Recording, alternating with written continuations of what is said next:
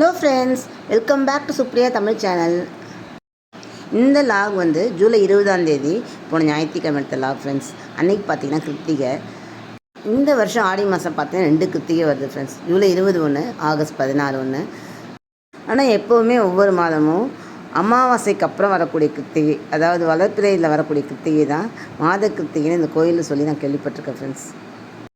ஆனால் எல்லா கிருத்திகையுமே எங்கள் வீட்டில் நான் தான் இருப்பேன், சாமிக்கு படைப்போம். தை கிருத்திகை, கார்த்திகை மாத கிருத்திகை, ஆடி கிருத்திகை மட்டும் மாவிளக்கு போட்டு வடை பாயசம் வச்சு தேங்காய் உடச்சி படைப்போம் ஃப்ரெண்ட்ஸ். இந்த கோயில் பாண்டிச்சேரியில் காராமணி குப்பங்கிற பகுதியில் இருக்கக்கூடிய கோயில் ஃப்ரெண்ட்ஸ். நல்ல பெரிய கோயில் இது, ரொம்ப பழமையான கோயிலும் கூட. இப்போ தான் ஒரு 7-8 வருஷம் முன்னாடி தான் வந்து கோயிலை பெருசு பண்ணி கும்பாபிஷேகம் பண்ணாங்க சாமிக்கு. வந்து பெரிய இடமா இருக்கிறதால எல்லா கடவுளும் இங்கே இருப்பாங்க, பிரதிஷ்டை பண்ணியிருப்பாங்க ஃப்ரெண்ட்ஸ். பிரதோஷ வழிபாடு, சங்கட சதுர்த்தி வழிபாடு எல்லாமே இங்கே பண்ணுவாங்க, பூஜை பண்ணுறது அன்னன்னைய நாளில். முருகப்பெருமான சன்னிதானத்துக்கிட்ட வந்துட்டோம். அழகு என்றாலே முருகன் சொல்லுவோம். அந்த அழகான முருகனுக்கு அவ்வளோ சிறப்பான அழகான அலங்காரம் பண்ணி பார்க்கும்போது நம்ம கண்கொள்ளா காட்சியாக இருக்குது ஃப்ரெண்ட்ஸ். இந்த கோயிலில் முருகர் பார்த்திங்கன்னா என்ன குளத்தில் இருப்பார், ஆனால் மயில் வாகனத்து மேலே உட்காந்துருக்க மாதிரி வந்து அலங்காரம் பண்ணியிருந்தாங்க. ரொம்ப அழகாக இருந்துச்சு பார்க்கறதுக்கு.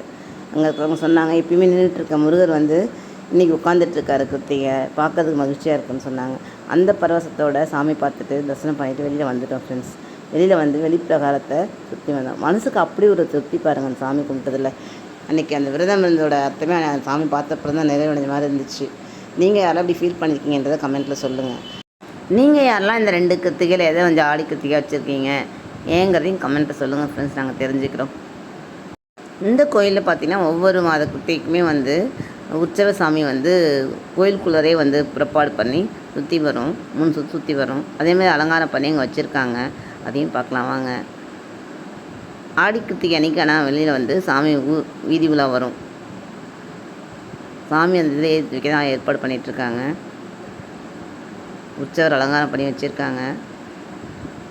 நம்ம பக்தியோட எல்லா கடவுளையும் கும்பிட்டாலும் நமக்குன்னு ஒரு இஷ்ட தெய்வம் மனசுக்குள்ளே இருக்கும் ஃப்ரெண்ட்ஸ். நமக்கு பிடித்தமான கடவுள்னு ஒருத்தவங்க இருப்பாங்க.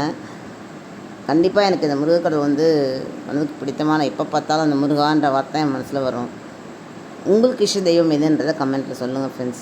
ஏன்னா நிறைய நல்ல விஷயங்கள் வந்து நான் கல்யாணம் வந்தப்போ இந்த கோயிலுக்கு வந்து தொடர்ச்சியாக வந்ததுலேருந்து நடந்துகிட்ருக்கு ஃப்ரெண்ட்ஸ். கவர்மெண்ட்டில் வேலை கிடச்சிது, குழந்தை பிறந்தது, எல்லாமே சன்னிதானத்துக்கு வந்தப்போ தான் ஃப்ரெண்ட்ஸ் நடக்குது. ஒவ்வொரு செவ்வாய்க்கிழமைனாலும் கண்டிப்பாக வந்துடுவேன் நான். அவ்வளோதான் ஃப்ரெண்ட்ஸ். இந்த வீடியோ உங்களுக்கு பிடிச்சிருக்குன்னு நம்புகிறேன். தேங்க்ஸ் ஃபார் வாட்சிங். பாய்.